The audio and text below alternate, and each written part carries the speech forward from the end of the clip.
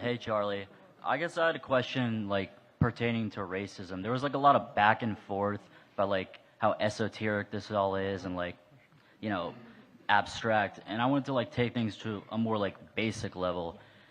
It seems like a lot of the problems that pertain to the black community just have to do with like class and wealth in general.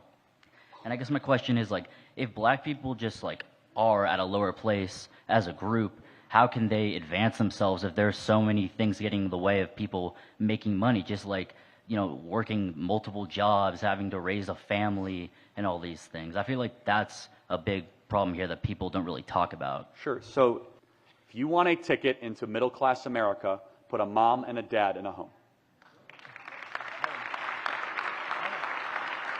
I can understand that, but I say like as things stand, that's not how they are, and there's so many like building blocks and so many roadblocks that have been placed. I am curious, what is the building block that is preventing black men to stay with the women they impregnate? I'm not exactly sure what that building block is, except be a man and don't abandon the women that you impregnate.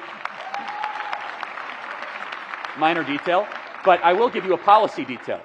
We do subsidize single motherhood via Lyndon Baines Johnson Great Society program, where sometimes, in some circumstances, black women or any woman can receive more money from the federal government by remaining single than actually getting married. This is an ultimate example of a good intention that leads to an awful policy, okay? The intention is we want to help single moms, right? But then it actually encourages the woman to stay single because as soon as they get married, they might lose the check from the federal government. Now, that is not that is one solution of many, but more than anything else, that number, the target number that impacts all the other numbers, and here's how I know this is true, okay?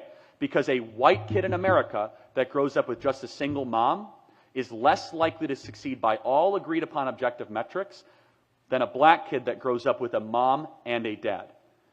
If you have a strong parent presence of mom and dad, you're more likely to graduate high school, get a job, stay out of prison, and enter into middle-class America. That right there is the one thing that has been proven. Guess who agrees with me? Barack Obama agrees with me. He used to say this all the time until the left realized that this was a political liability for them.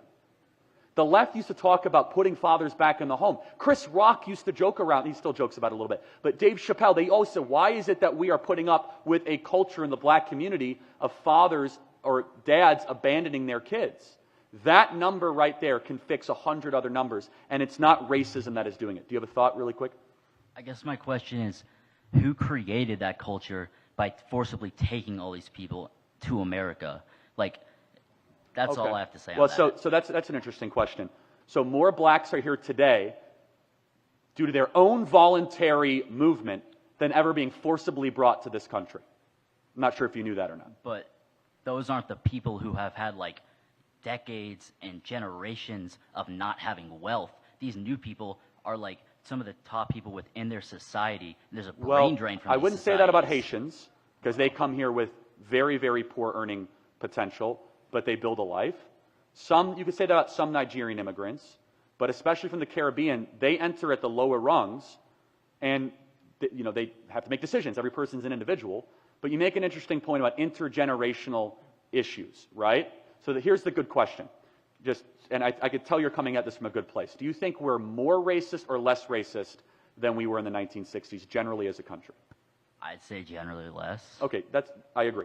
Instead of just focusing on racism or policing or this abstract, the thing that is staring us in the face, that is so obvious, is that generation of young blacks are raised without a father figure.